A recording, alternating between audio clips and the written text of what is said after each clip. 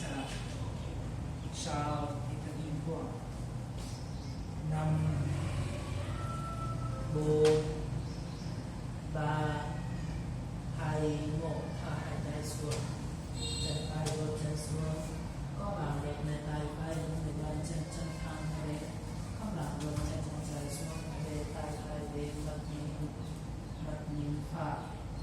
mông lệ sau thân hai chân năm bốn ba hai một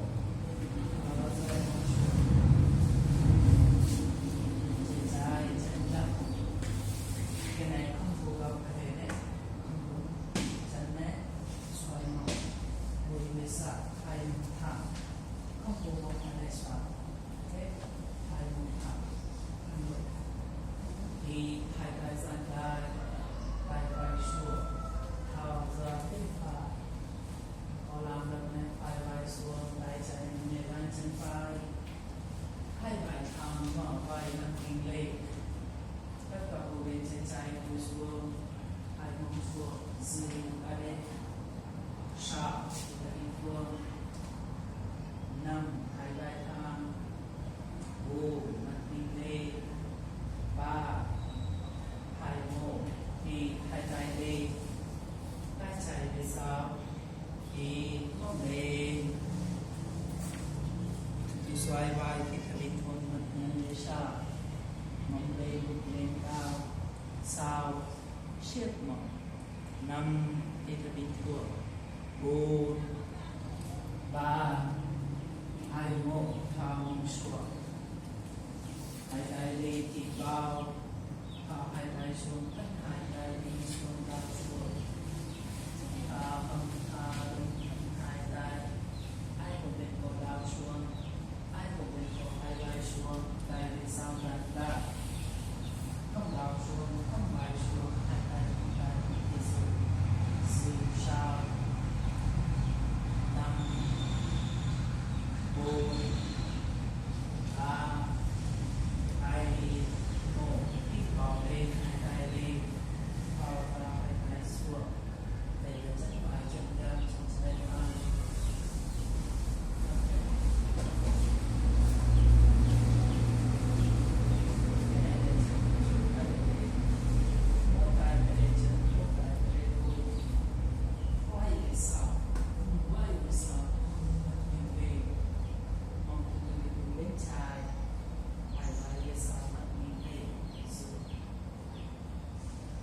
sao thì có đi xuống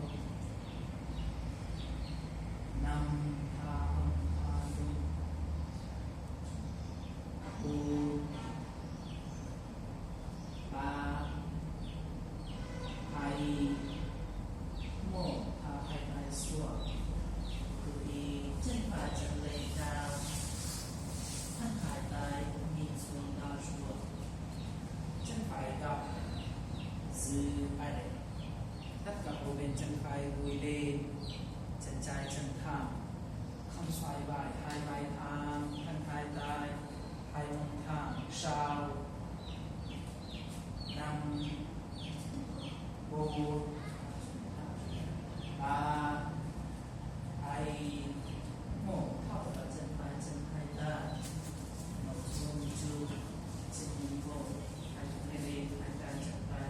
một khi ta sự chân trái đi vào chân lên chân trái chân thẳng sau và năm con xuống chút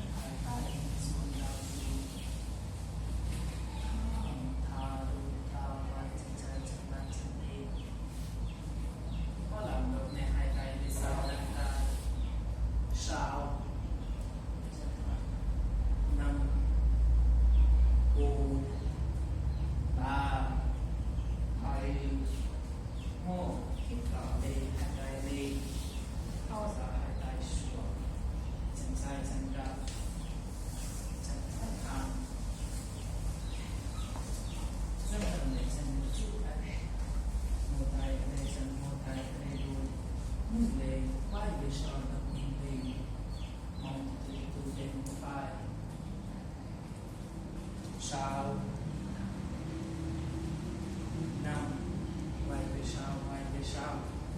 4 3 2 1 vai xuống mặt nhịp thẳng thì chân trái chân lên bây giờ chân trái chân đậm giữ lại thân hải vai của lên bây giờ các hoạt động đào xuống sau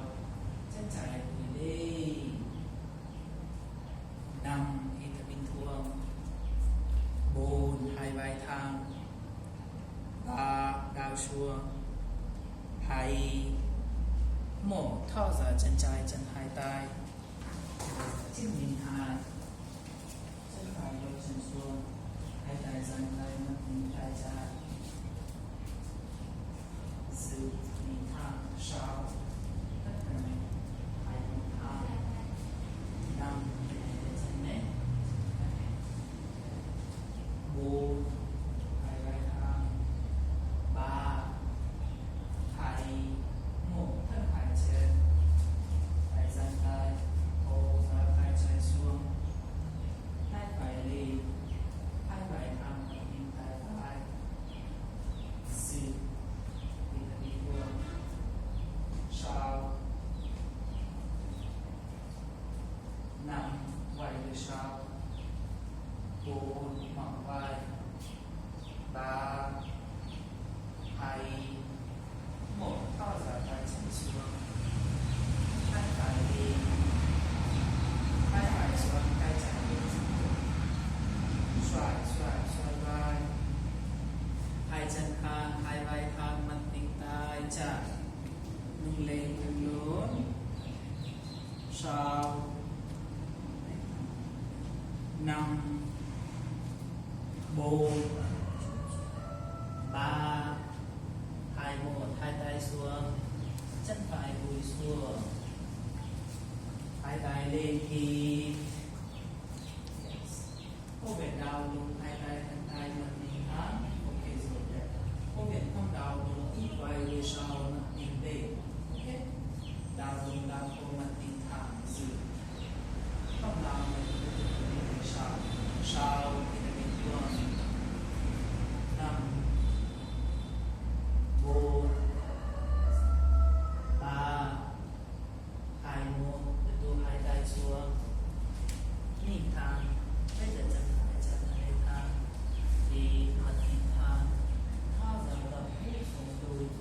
nâng xuống đùi đào xuống khó làm đầu này hai tay với sau đàn hai không làm hai tay xuống thân hai chân giữ thân hai chân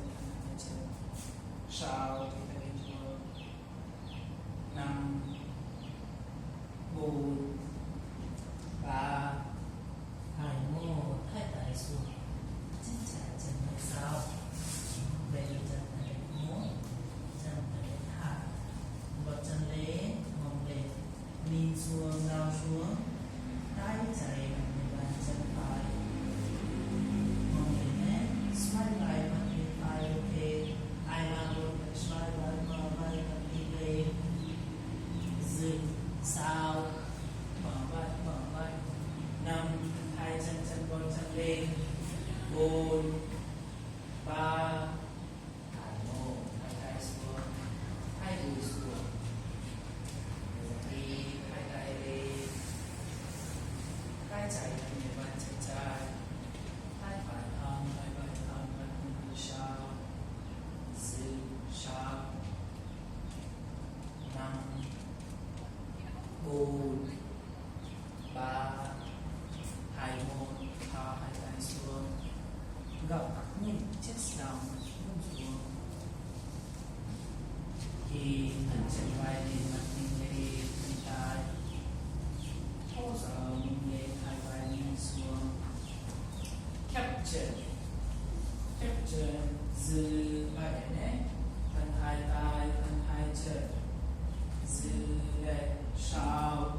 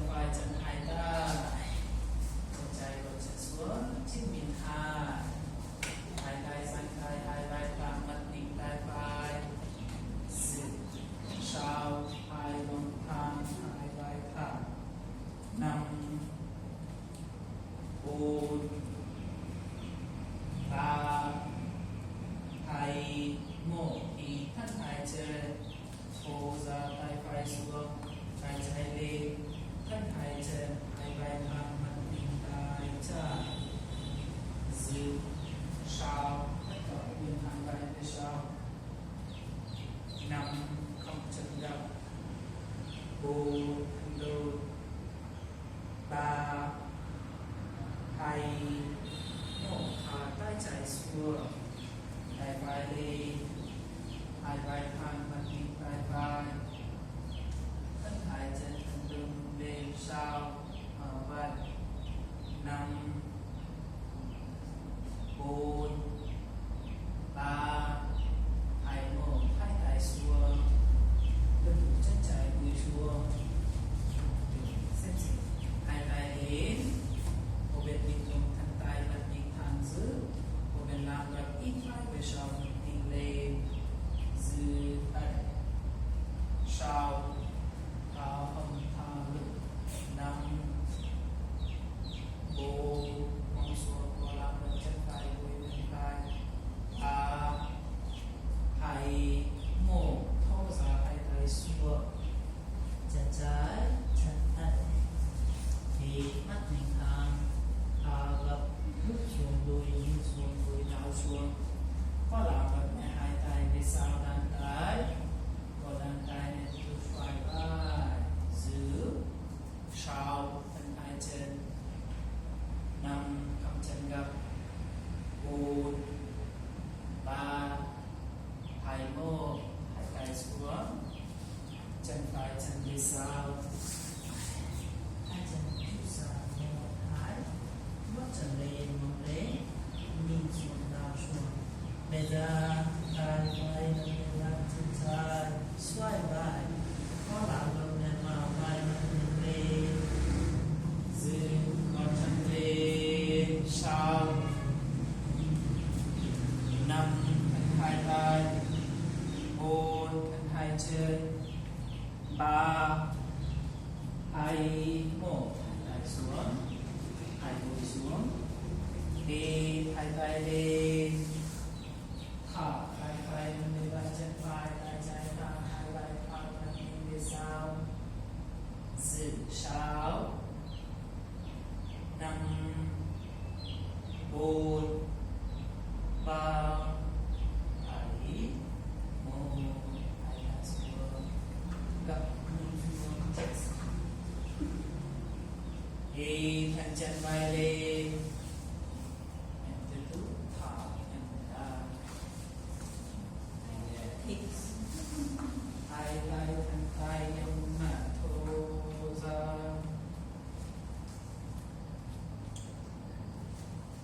tập trung khi ta bình thường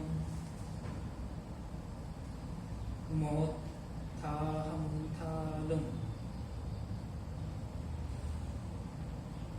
hai tập trung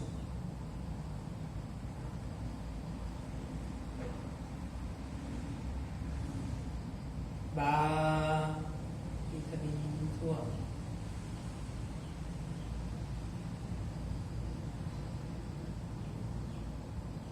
bốn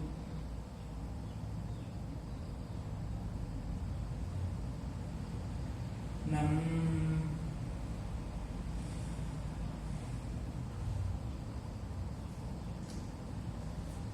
sáu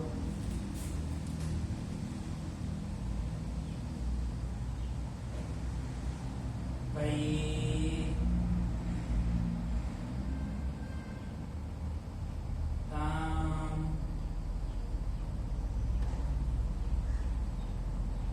chín ok bây giờ thân hai chân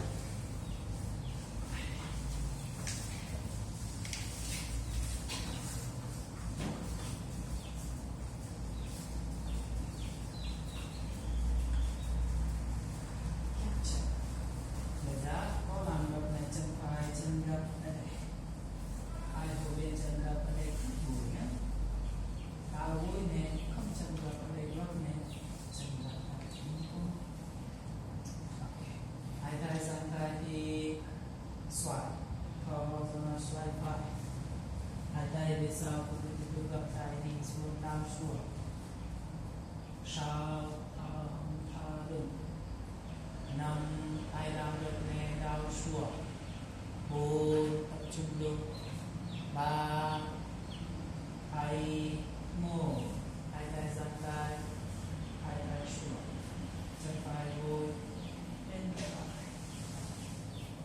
hai tay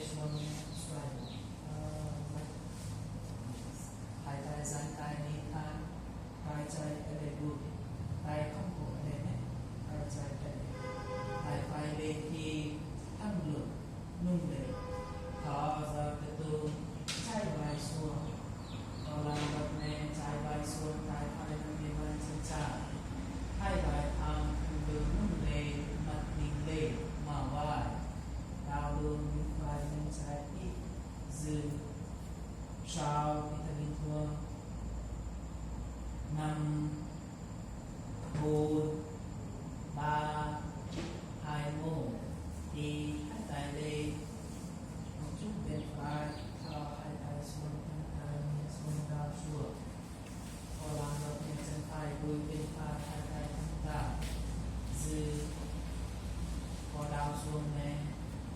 bỏ hai vai xuống nè, hai tay về sau đằng ta, hai con đau xuống, hai tay thân tay rồi, không mong lên mong xuống, tất cả luôn chân trái chân thẳng, dư sau, 5, 4, 3, hải mô,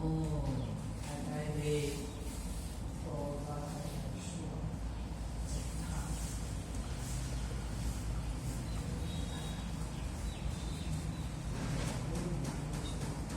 6,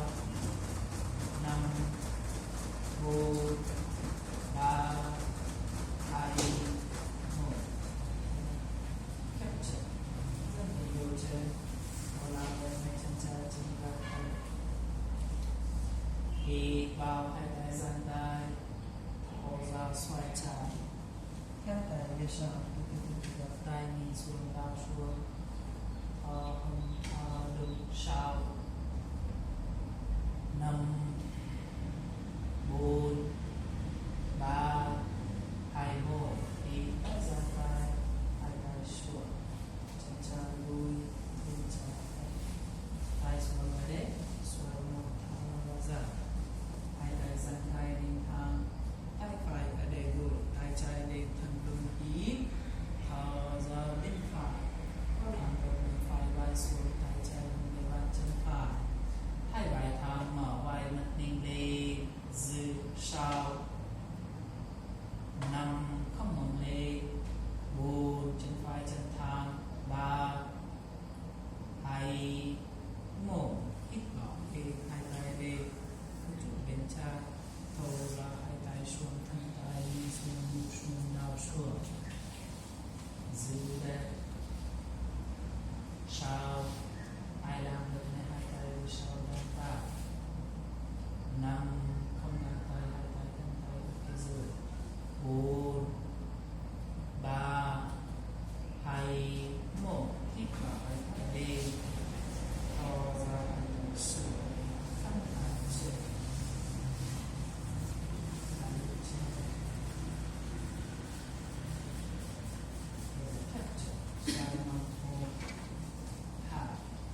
Thì hai tay lên, hai tay thân tay, thở ra hai tay lên bàn chân của chúng ta, mút xuống đùi đau xuống, khép chân thân chân, không chân nặng nề. Sau khi ta đi thường, 5, 4, 3, 2, 1. Thì hai tay lên, thở ra hai tay xuống.